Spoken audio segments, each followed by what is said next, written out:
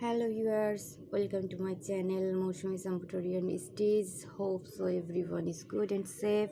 Today I will show you a beautiful stitch which make knocked stitch.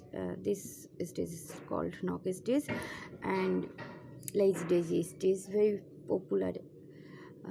This stitch, step by step I will show you how to stitch this pattern very easily. Actually this stitch is very beautiful and so easy to stitch.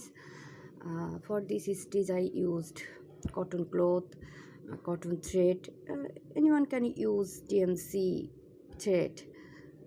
And one more thing, if you like this channel videos, please subscribe, like and share. So let's start.